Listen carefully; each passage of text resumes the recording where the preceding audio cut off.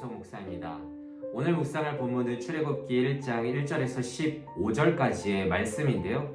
오늘은 7절 한 구절을 봉독하고 함께 묵상하도록 하겠습니다.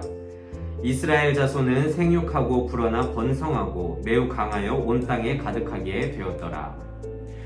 오늘부터 우리는 출애굽기서를 함께 묵상하게 될 텐데요. 개인적으로 저는 이 출애굽기를 아주 좋아합니다.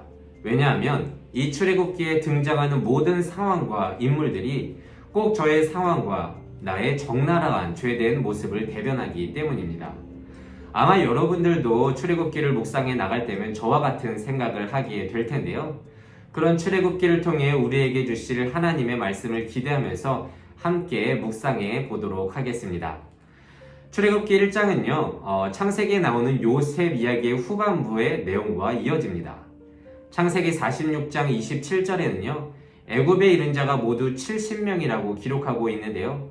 오늘 본문 5절, 그러니까 야곱의 허리에서 나온 사람의 모두 72호라고 기록하는 것과 일치하게 됩니다. 그러니까 출애굽기의 시작은 애굽으로 내려간 야곱과 그의 아들들에 관한 창세기의 이야기의 연속임을 시사해 주는 것입니다.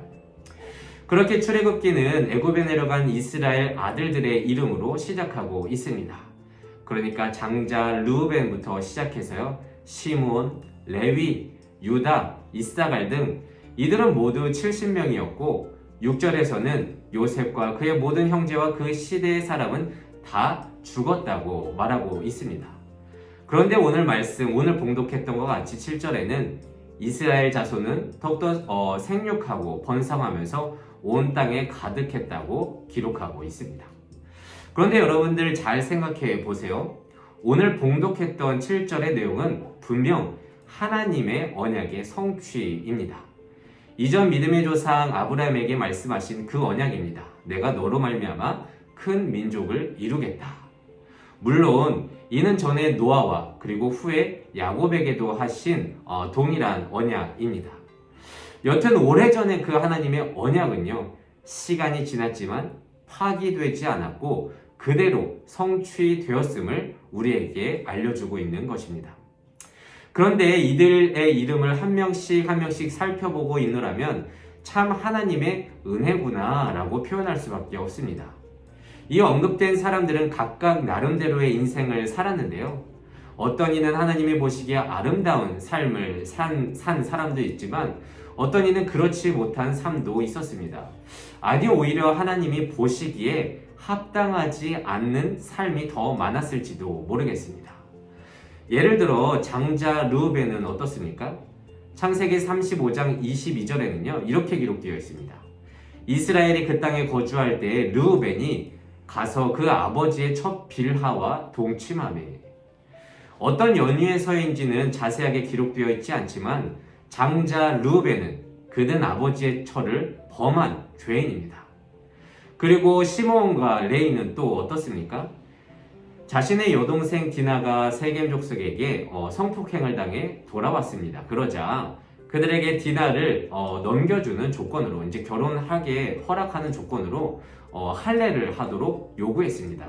하지만 그 할례 때문에 고통받는, 아파하는 그 순간에 시므온과 레이는 그 족속을 살육했습니다. 말살시켰다는 것이죠.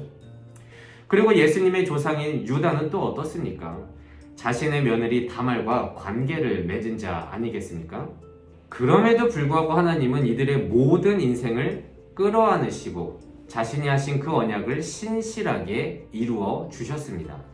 이것이 이 짧은 구절 안에서 우리에게 보이신 하나님의 성품입니다. 그 어떤 일이 내 주위에서 일어날지라도 하나님은 그 약속을 잊지 않으시고 이루어 주실 것입니다. 지금 7절의 이 언약의 성취는 출애굽기 1장에서 정말 중요한 역할을 하게 되는데요. 왜냐하면 지금 요셉을 알지 못하는 새 왕이 일어나서 이스라엘을 폭정으로 다스리고 있고요. 이스라엘을 학대하면서 이들에게 무거운 짐을 쥐어서 괴롭히고 있기 때문입니다. 바로는 이들이 더 이상 번성하고 강해지지 않도록 막고 있는데요. 이는 창조주 하나님의 언약을 정면으로 반대하는 일이 되었습니다. 그렇게 결국 바로의 계획은 수포로 돌아가게 될 것을 우리는 알고 있는데, 그러니까 하나님은 이들이 어떠한 삶을 살았건 어떠한 상황에 처했건 하나님은 그분의 약속하신 것을 이루어내실 거라는 것이죠. 그 당시 이스라엘 백성들은 하나님이 어디 계신가, 지금 이 고통 가운데 어찌할 바를 몰랐겠지만, 이 7절의 본문의 내용은 이전에 약속하신 아브라함의 언약이 성취된 것을 보고 다시 한번 기대를 할 수 있다는 것이죠. 물론 당시의 사람들은 너무 고통스러워서 그 하나님의 언약의 성취를 알지 못했을지도 모르겠습니다. 하지만 우리는, 현재를 살아가는 우리에게는 참 은혜가 되는 구절입니다.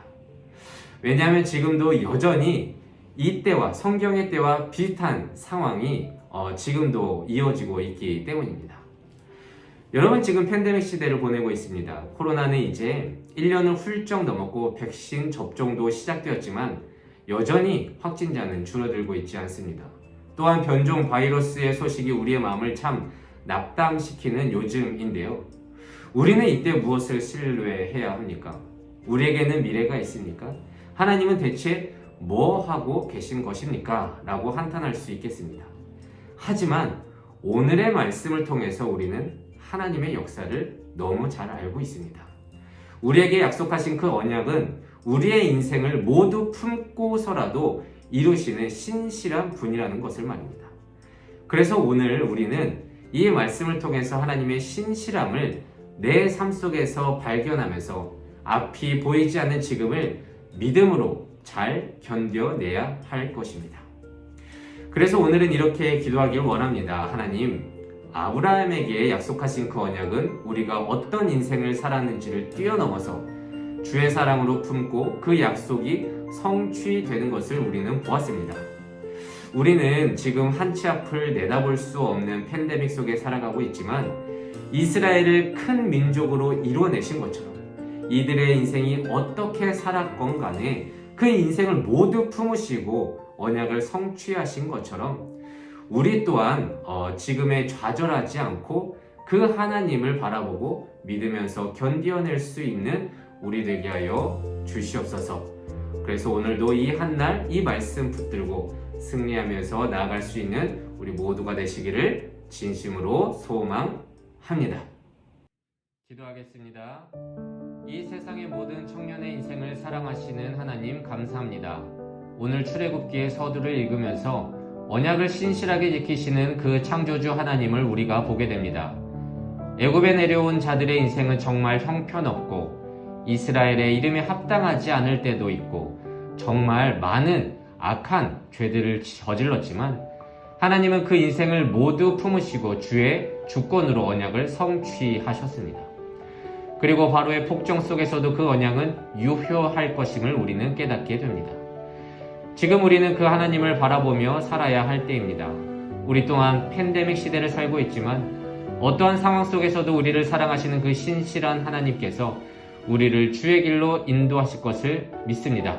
주여, 우리에게 그 굳건한 믿음을 허락하여 주시옵소서. 감사드리며 이 모든 말씀 예수님의 이름으로 기도드립니다. 아멘.